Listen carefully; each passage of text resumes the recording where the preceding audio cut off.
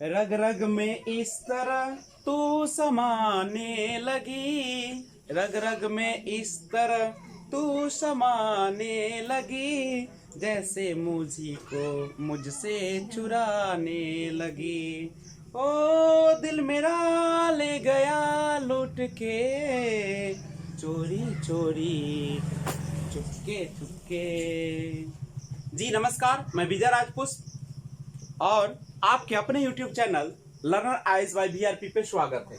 तो आइए आज हम लोग CDP सीटेट में पूछे जाने वाले एक महत्वपूर्ण चैप्टर VF स्किनर का थ्योरी देखते हैं। VF स्किनर ने जो थ्योरी दिया, जिसे हम थ्योरी ऑफ ऑपरेंट कंडीशनिंग, क्रिया प्रसूत अनुबंधन सिद्धांत या सक्रिय अनुबंधन सिद्धांत के नाम से भी जानते हैं, या इसी को इंस्ट्रूमेंटल लर्निंग या प्रोग्राम्ड लर्निंग, अभिक्रमित अधिगम सिद्धांत के नाम से भी जानते हैं। इससे पहले हम लोग बताते हैं आपको एक एसआर थ्योरी के बारे में। आपने सुना होगा एसआर थ्योरी, जिसकी बात जो करते हैं थॉर्नडाइक और पावलोव भी करते हैं। तो एसआर थ्योरी, एस यानी स्टिमुलस और आर मीन्स होता है रेस्पॉन्स। देखिएगा, स्टिमुलस का मतलब होता है उद्दीपक और रेस्पॉन्स का मतलब होता है अनुक्रिया। जब आपके सामने उद्दीपक होते हैं, उसके बाद एक रेस्पॉन्स होता है। यानी मान लीजिए कि जब आपके सामने सीटेट जो है, तो सीटेट आपके लिए क्या है, एक स्टिमुलस का काम कर रहा है, उद्दीपक का काम कर रहा है। तो आपका रेस्पॉन्स क्या रहा है, उसके लिए आप तैयारी कर रहे हैं, आप उसके लिए प्रीवियस ईयर बना रहे हैं। तो कहा कि रेस्पॉन्स के लिए स्टिमुलस का होना बहुत ही जरूरी है। यानी कोई भी बच्चा जब तक उद्दीपक नहीं होगा तब तक वो रेस्पॉन्स नहीं देगा। ये कहा करते थे थॉर्नडाइक। थॉर्नडाइक ने एक दिया था सिद्धांत, ट्रायल एंड एरर थ्योरम, त्रुटि एवं प्रयास का सिद्धांत। उसमें उन्होंने बताया था कि जब बच्चे के सामने स्टिमुलस पेश किया जाता है तो बच्चे उसका रेस्पॉन्स करते हैं। और इसमें एक क्लासिकल कंडीशनिंग की बात कर ले, शास्त्रीय अनुबंधन सिद्धांत जिसे पावलोव ने दिया था, इसमें उन्होंने जो एग्जाम्पल लिया था वह एक कुत्ते का लिया था। और कुत्ते के जहां पे उसकी सलाइवा यानी जो उनके अंदर से लार्वा निकलता है, वहां पे एक पाइप लगा दिया था। और क्या किया गया था, उसके सामने एक उद्दीपक स्टिमुलस पेश किया गया था। और स्टिमुलस में क्या था कि घंटी को बजाया जाता था, और जब घंटी बजाने के कुछ समय बाद उसके सामने खाना रख दिया जाता था। और यह तब उसका रेस्पॉन्स क्या था कि कुत्ते के जो इस खाने को देखकर लार्वा टपकता था, यानी लार, जिसे हम बार बार लार्वा बोल रहे हैं, तो लार जो टपकने लगता था। और यह कई बार प्रोसेस किया गया कि घंटी बजाई जाती थी, खाना रखी जाती थी, कुत्ते से लार टपकने लगता था। लेकिन जब इस यानी यहां पे देखिएगा, यहां जो भोजन है, खाना जो है, वह क्या था, उसके लिए उद्दीपक स्टिमुलस का काम कर रहा था। और उसका रेस्पॉन्स क्या था, तो लार का टपकना, यानी उसका रेस्पॉन्स था। और इसके जस्ट अपोजिट बात किए हैं VF स्किनर ने थ्योरी ऑफ ऑपरेंट कंडीशनिंग, क्रिया प्रसूत अनुबंधन या सक्रिय अनुबंधन सिद्धांत में। VF स्किनर ने इस सिद्धांत में जो एक्सपेरिमेंट किए थे, प्रयोग किए थे, उसमें जानवर जो लिए थे वो था चूहा। ऐसे उन्होंने दो जानवरों पर प्रयोग किए, कबूतर पर और एक चूहा पर। लेकिन जो थ्योरी ऑफ ऑपरेंट कंडीशनिंग है वह किया गया था चूहे पर किया गया था। इसमें क्या था कि VF स्किनर ने एक बॉक्स बनाया था, और उस बॉक्स को हम लोग स्किनर बॉक्स के नाम से जानते हैं। तो आइए देखते हैं। आप देख रहे थे कि थ्योरी ऑफ ऑपरेंट कंडीशनिंग, क्रिया प्रसूत अनुबंधन या सक्रिय अनुबंधन में जो VF स्किनर थे, एक्सपेरिमेंट करने के लिए जानवर जो लिए थे वह चूहा लिए थे और पक्षी एक लिए थे, उसका नाम था कबूतर। अब गौर कीजिएगा, उन्होंने इस प्रयोग के लिए क्या किए थे। तो सबसे पहले इतना तो आपको स्पष्ट रूप से समझ में आ रहा है कि जो हमारा ये क्लासिकल कंडीशनिंग चला था जिसमें मुख्य रूप से स्टिमुलस पर ध्यान दिया गया था, लेकिन बीएफ स्किनर जो है वो कहते हैं कि स्टिमुलस जो होते हैं, उद्दीपक जो होते हैं, उसका कोई भी महत्व नहीं होता। वह मुख्य रूप से किस पर जोर देते हैं? रेस्पॉन्स पर जोर देते हैं। तो इसमें क्या था कि उन्होंने एक बॉक्स बनाया था जिसका नाम था स्किनर बॉक्स के नाम से जाना गया। स्किनर बॉक्स में क्या था? एक चूहे को डाला गया और इसमें एक लीवर रखा गया था, और इस लीवर का व्यवस्था इस तरीके से किया गया था, और उसके बगल में कटोरा रखा गया था, और कटोरे में व्यवस्था इस प्रकार था कि जब लीवर पर चूहे का पैर पड़ता था और लीवर जब दबती थी तो इस कटोरे से खाना निकलता था, रोटी निकलता था, और जब चूहे का पैर पड़ता था लीवर पर, यहां से रोटी निकलती थी कटोरे से।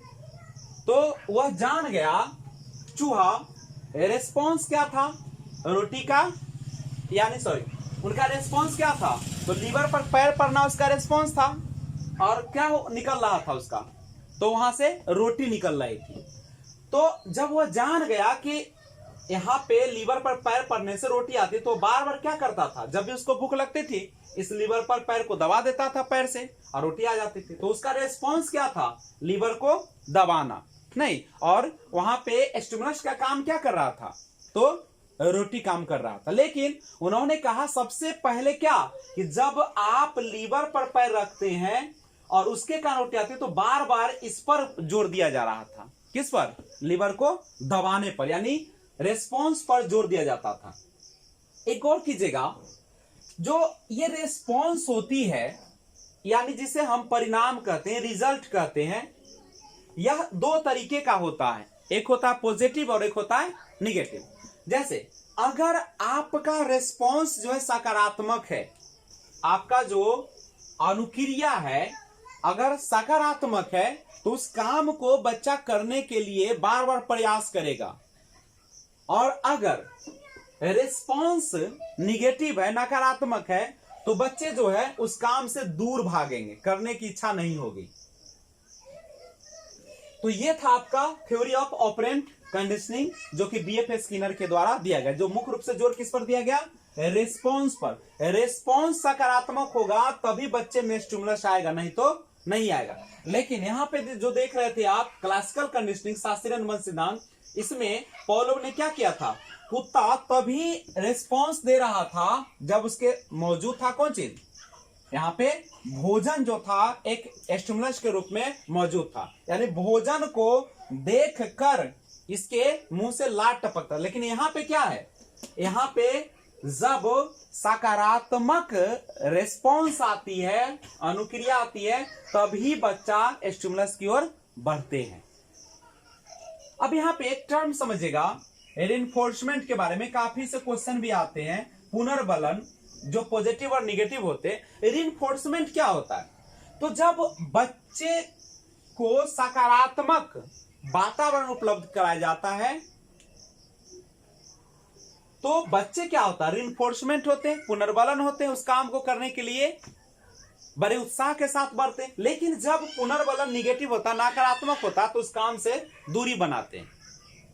एजुकेशनल इंप्लीकेशन यानी शैक्षिक अनुप्रयोग में से हम समझ सकते हैं इसका, कि बच्चे को हमेशा जो है सकारात्मक रिस्पॉन्स देना चाहिए। मान लीजिए कि बच्चे ने समस्या उसके सामने आई और उसने उसको हल किया, सही किया या गलत किया। मान लीजिए कि उसने गलत किया, और आप उस बच्चे को अगर कहते हैं कि चलो अच्छा प्रयास किया, और प्रयास करो, एक बार और देखो, बन जाएगा बढ़िया से, तो बच्चा क्या करेगा? और उत्साह के साथ उसको बनाने का प्रयास करेगा। लेकिन कहेगा कि तुमने जो दिया है, समस्या को जो हल दिया बिल्कुल गलत है, ऐसा नहीं होता, तुमको लूर नहीं है, जाओ यहां से। तो जब आप ऐसा करिएगा तो बच्चा क्या हो जाएगा? हतोत्साहित हो जाएगा, बच्चा उस काम से दूर भागना शुरू हो जाएगा। तो रिइंफोर्समेंट अगर सकारात्मक होगा, रिस्पॉन्स अगर सकारात्मक होगा, तो बच्चे में स्टिमुलस जगेगी, उसके प्रति अनुक्रिया करेगा, और नहीं तो नहीं करेगा। इसलिए आप एक शिक्षक होने के नाते बच्चे को हमेशा पॉजिटिव रिइंफोर्समेंट देना चाहिए। आप बच्चे को जब भी कोई काम करता है तो उसे आप शाबाशी दे, वेल डन बोले, या उसे कहे कि शाबाश तुमने बहुत अच्छा किया है। और अच्छे करो इसको, तो बच्चे में क्या होगा, और उत्साह जगेगी और उस काम को बड़े अच्छे से करना शुरू कर देगा। दूसरी बात, आप बच्चे को कभी भी मन में नकारात्मक विचार नहीं देंगे कि तुम्हें नहीं हो, वो नहीं हो, तुम ऐसे परिवार से नहीं हो, ऐसे समाज से नहीं हो। आप उसे केवल समझाएं कि तुम्हारे पास हर चीज है, केवल उस संसाधन का प्रयोग करो, और जब भी आपके सामने समस्याएं लेकर आता है तो आप उसे पॉजिटिव वे में उसे समझाने का प्रयास करें, उसे रास्ता दिखाएं, तो बच्चा जो है से सकारात्मक होकर रिस्पॉन्स ज्यादा से ज्यादा देगा और आपका क्लास भी बढ़िया से चलेगा और बच्चे भी ज्यादा क्रिएटिव हो जाएंगे। तो ये था आपका बीएफ स्किनर का थ्योरी ऑफ ऑपरेंट कंडीशनिंग, क्रिया प्रसूत अनुबंधन या सक्रिय अनुबंधन सिद्धांत, या इंस्ट्रूमेंटल लर्निंग। इंस्ट्रूमेंटल लर्निंग क्या होता है, इंस्ट्रूमेंट के द्वारा, और प्रोग्राम लर्निंग और अभिक्रमित अधिगम। तो आज बस इतना ही, मिलते हैं फिर अगले एक नए वीडियो के साथ। आई होप आपको यह वीडियो अच्छा लगा होगा, तो आप इस चैनल को सब्सक्राइब करें, बेल आइकन को ऑल पर जरूर प्रेस कर दें, ताकि जब भी मैं वीडियो अपलोड करूं आपको सबसे पहले नोटिफिकेशन पहुंचे। Thanks for watching, keep watching. जय हिंद, जय भारत, वंदे मातरम।